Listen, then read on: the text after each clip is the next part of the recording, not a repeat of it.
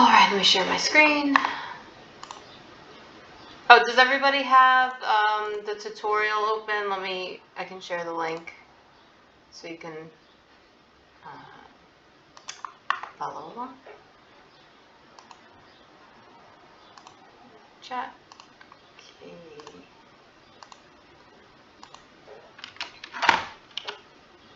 Okay, there's the link to the tutorial. Alright. Share screen.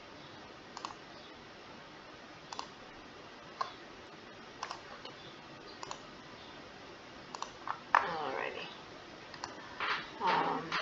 Okay, so first thing, I just want to give you some really quick examples of.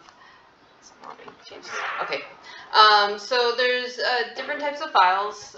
You can import, if you have the full version of SketchUp, you can import CAD files and different 3D models and imagery into SketchUp. The free version is a little bit more limited, but it's used to create 3D mass models, 2D images. You can do line drawings in it as well, scaled models. You can do animated walkthroughs and flyovers and alternate design scenarios. So I just have a couple of images that are made and created in SketchUp, so you can see the variety of things that you can do in SketchUp.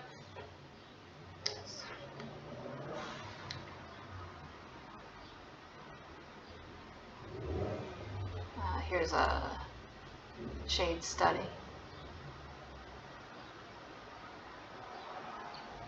There you go.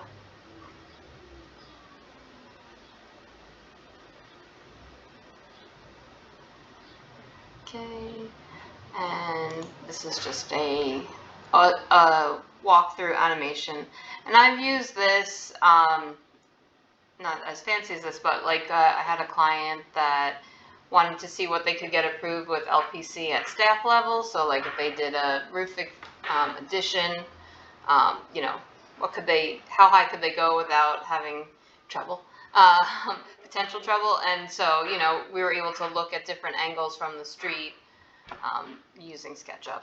So that's an easy way to use SketchUp. And this is really once you build the model, it's really easy to do. Okay, alright, so I'm going to pause this because it's long. Okay, so let's get right into it. Alright, so if you can open the Class 8 file. Make you guys bigger so I can see faces. Okay. Everybody have the class file open? Okay, so the first thing you do is save, because I've already saved it, but when the first time you press save, it wants to store it locally on like SketchUp's web thing, so you have to do that to really get all the functionality available to you. All right, so quick tool tutorial. So first I want to show you the pan and the orbit, which is, where did my pan go? There we go. So each tool, like Photoshop and Illustrator, has hidden tools. Just to access them, though, you just left click, not right click on it. You just click on it again, and it gives you these options. So this is the pan tool. You can also access it by H, and you remember that because it's a hand. And this allows you to just, you know, go around. And then the orbit tool, which is up here, which is O, allows you to orbit around. So that's how you move around in SketchUp. And I have trouble with the letters because they're all different than Photoshop, and it's different than Creative Suite, so it's not an easy transition. If you do have the professional version, you can change you know, your user settings to match Photoshop. I do some hybrid version of AutoCAD and Adobe when I have my professional version of SketchUp. But anyway, I digress. Okay, so let's, next is the line tool I want to show you. So let's just pan over to a spot that doesn't have any lines. And if you just press L or come here to the line tool, basically you can just draw lines. And if you draw a polygon and close it, it'll create a face. So first is just lines and there's no face to it, and then, but if you connect your points, it'll create a face. Okay. You can do this with the arc tool as well, create arcs. And you can close them with a line or close them with another arc. Okay. The rectangle tool makes rectangles. Okay. That's the letter R. You need it. Okay, and then, so once you create these faces, you can push and pull. Actually, let me show you the select tool. So to get back to the select tool, it's just the space bar. So whenever you're in between tools and you want to go back, you can just press the space bar and you'll get your select tool. Okay, now I want to show you push and pull. So this is how you extrude an object to a third dimension. So you just hover over a face and it'll have this, it'll change with this hatch on top of it, and you just click it and then you just move it up or down and that'll push and pull it. And we'll go into this in like an application, but I just kind of wanted to go over each tool. And then the next thing I want to show you is the move tool. So if I select something while I'm in the move command, it moves it around. If you want to rotate, it's also under that same spot as Q. You click the face that you want, the point where you want, the pivot point, and then you click align the next line, the next endpoint, and then you can rotate around that. I'm rotating around a weird axis.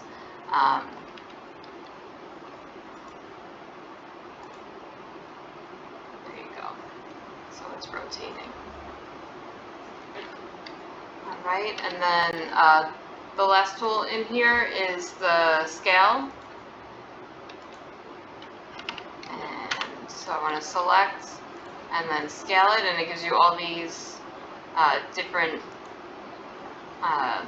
tabs that you can use to scale an object. So you can do more than just a regular scale. Okay, then there's the measure tool, which is hiding somewhere. There you go. It looks like a tape measure, and that you can just do your points, and then in the bottom right there's like a little dialog box. See how it says length? So that's where you'll find the measurement. And see that that's a kind of an important box to know where it is. Okay, select, eraser is pretty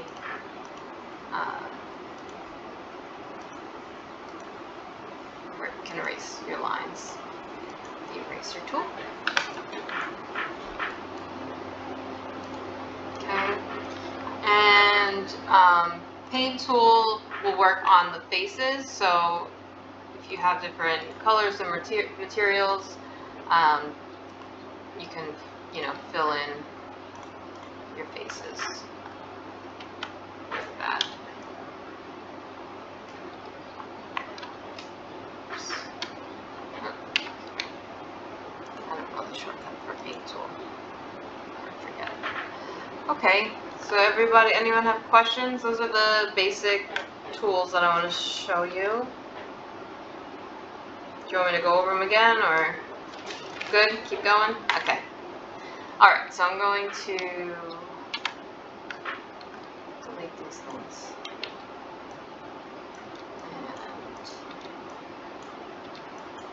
And, okay. So we have our map here. Now the axis is at the corner of like this rectangle, but we're going to work with like some of these buildings here.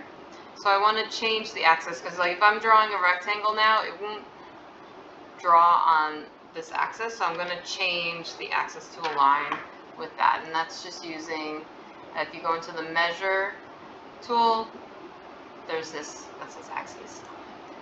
And basically you just click to line up with what you got. And then it moves it. Alright. So now if I draw a rectangle, I mean this one's not perfect because these buildings aren't square, but it's closer. Right. So is everybody able to change their axis on their SketchUp? Okay. Alright, so this is a DWG file that I created and imported to here. So there's no fill on this right now. So I can't push or pull anything, I can't extrude, there's no faces, it's just lines. So we have to create those fills to push and pull them and extrude them. So what I want you to do is open Zola and go to this building 130-01 Jamaica Avenue, just so you get the right spot. And let's go ahead and extrude the buildings. I don't think we have, yeah, we have the buildings. Extrude the buildings to the height that is on Zola. So it's going to give you the number of floors. So we don't know the exact height. You can check it against Google Maps to get a better accuracy, but for now we'll just figure like a single-story building is 12 feet and then go from there. Okay, so let's orientate it. So this is the 130-01 building here. Okay. Alright, so first we have to do is get a face on it. So we can either trace it or, like right now this thing is a block. So I'm actually going to select it and I'm going to explode. Yeah, of course. Yeah. I can probably just also paste the link.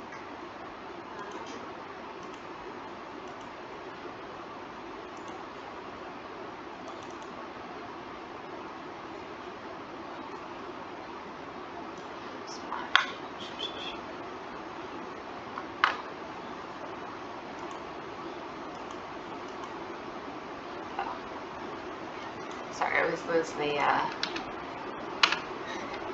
chat. I forget where it is. I really lose it. Move it over here. Okay.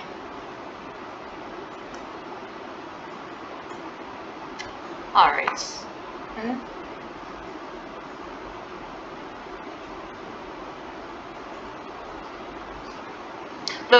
The background file in SketchUp, no, I shared it to Google Drive in today's class. I can. Yeah, exactly. All right, so this is, I believe, a single-story building. Yeah. So let's make this guy 12. So I've exploded. Explode. I've exploded it, so now you can see I can grab each individual line, whereas before I could not. So what we're gonna do, and I guess I didn't show you the zoom command, but it's Z and it goes in or out, like scrubby zoom in Photoshop. Okay, so we're gonna use the line and just draw around the box. Now the line's already there, and SketchUp is really a funny thing.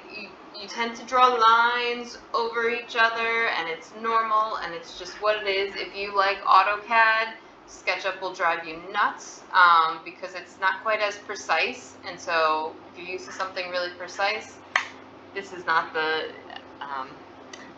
it's good. It's good for what it is, but there'll be lines on top of each other. How many of you guys use AutoCAD? There's some architects here, right? Yeah. So not never, but generally I don't have lines on top of each other in AutoCAD, but in SketchUp you do, and it's all right. It's just all right. Okay, so let's pull this up. So now we know the height that we want. So what you do is when you're like in here and you can move it, you type in the height. So you'll use 12 feet.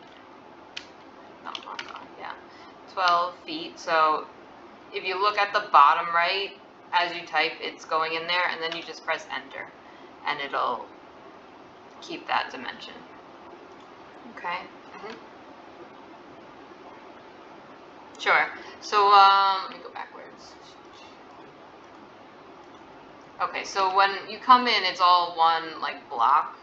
If you right click on here and just click explode, it's sort of like Illustrator, like how you kind of keep double clicking into the group and there's like different pieces.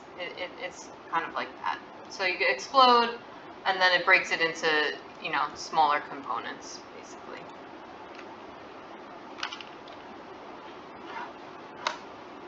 There is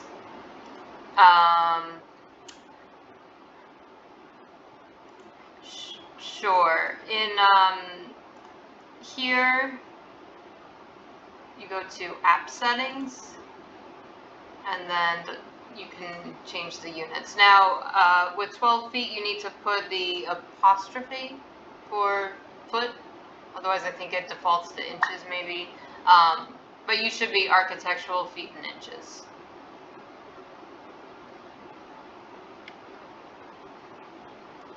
Yeah.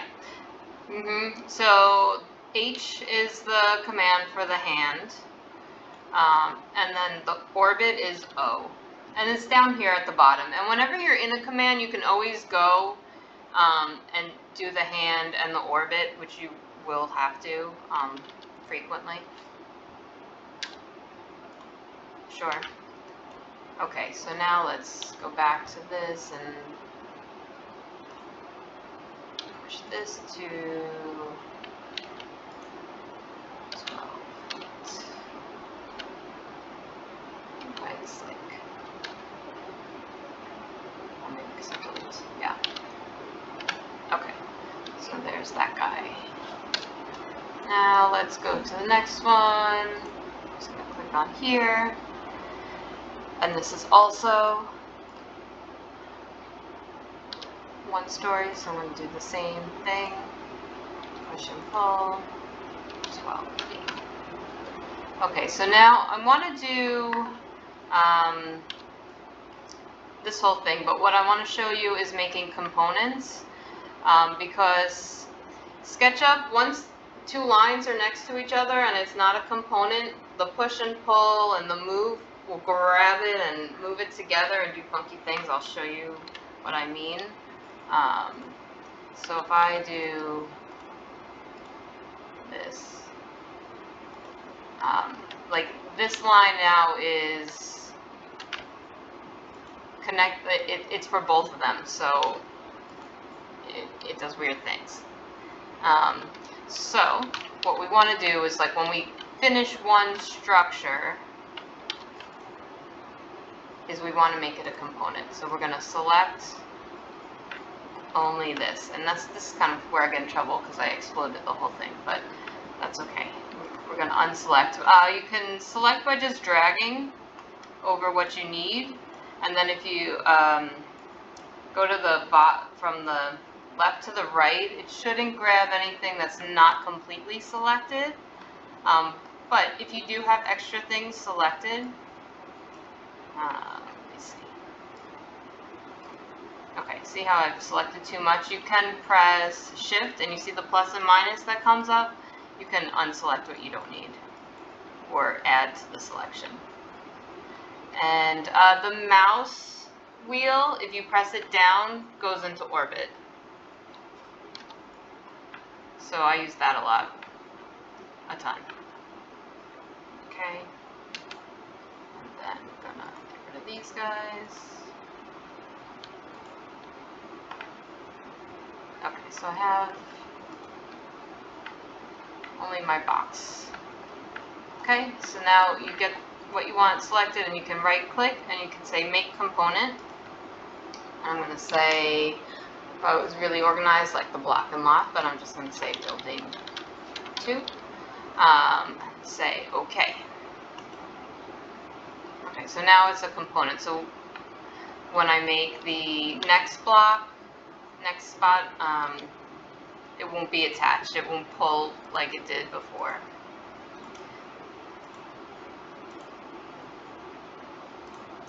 And this is what I mean with SketchUp, where you have to draw over to get what you want. Let's see what size this guy is.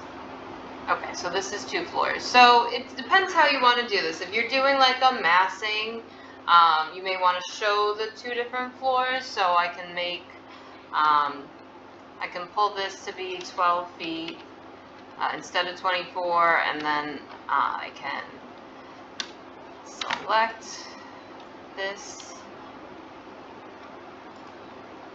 and make a component, building 3, and then I can copy it and paste it.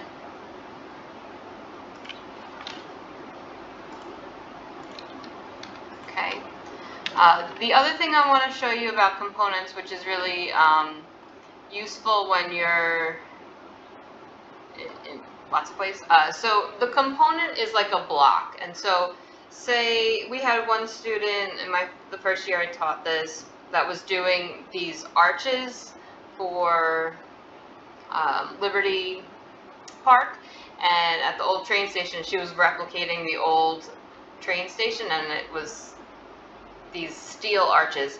And she did it, and they were pretty basic, and then she was like, oh, well, I have some more time. So she had made that a component. So it was this one component repeated many times. So when she added detail, it added it to all of them. So it was like, you know, quick and easy. So if you have something that you're going to repeat, you can do something really basic, and then you can always go back in and tweak it and, you know, keep developing your model. But you have like the general idea first, you have your spacing and your massing, and then you can, you know, get more detailed as you go along. So the component is good for that. So like if I go into edit component and I move this down, I don't want to move it, I want to, let's say I want to scale it.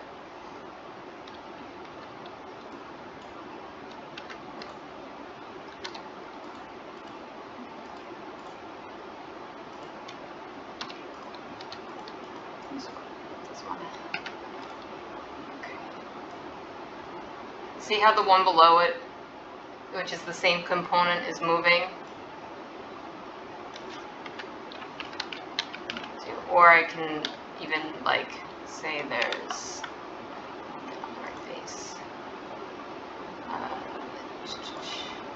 a window there. I want to show that. So it automatically does it for both. So that's a component. The other way you could do these buildings, so let's see, what's the next building? It's also 2 floors. So let's say we want to just show this at 24 feet.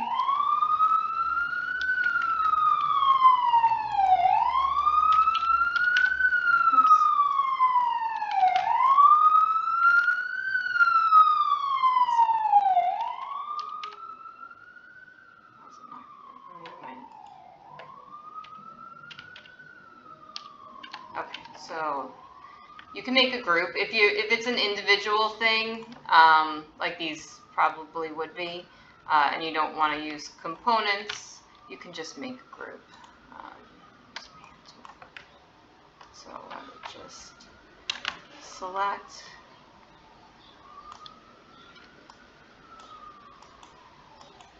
what I want. and make group. And then it doesn't ask you any questions, you don't have to label it or anything like that. But you can copy and paste it, but if you update one, it's not going to update the rest. So that's the difference between group and component. And let's see, oh, the styles. This is fun. Okay, so I'm not going to continue on. You guys, I think, get the idea of how to push and pull to make massings. So SketchUp has all these like default or defined styles that you can change your model to look different. So you can just play around with them. There's a bunch.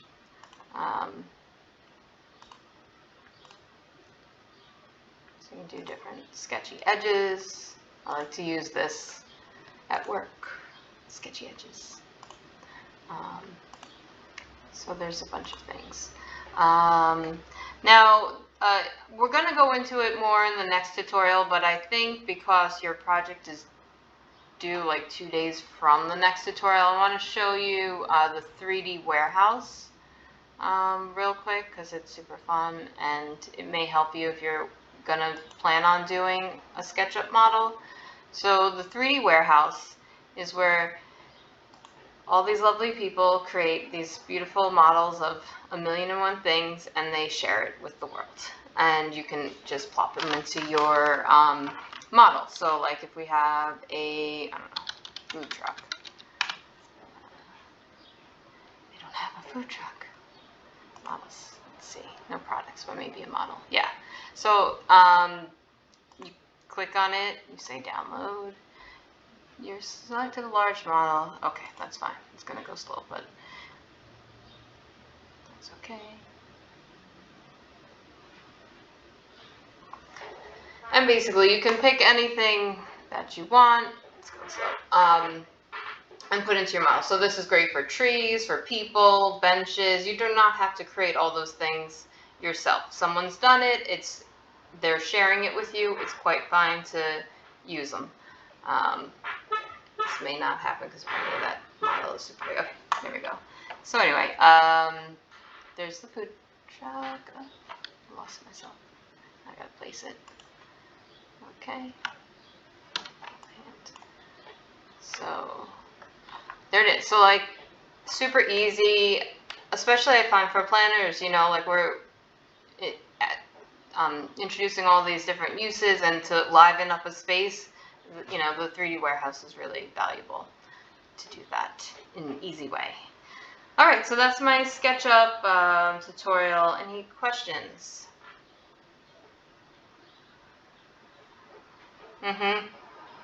So yeah, over here, which one is it? It's this like bullseye looking thing. I guess that's the logo for the 3D warehouse.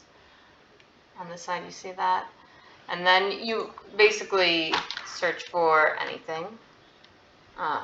We can do a flower.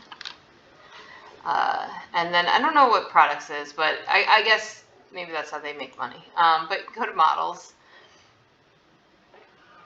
And then you click the download button and it brings it into your model.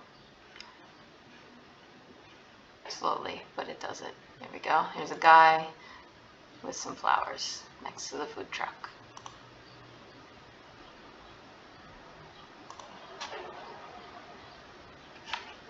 So there you go. All right. So if there's no other questions, I'll stop sharing and we'll do our one-on-ones. Sound good?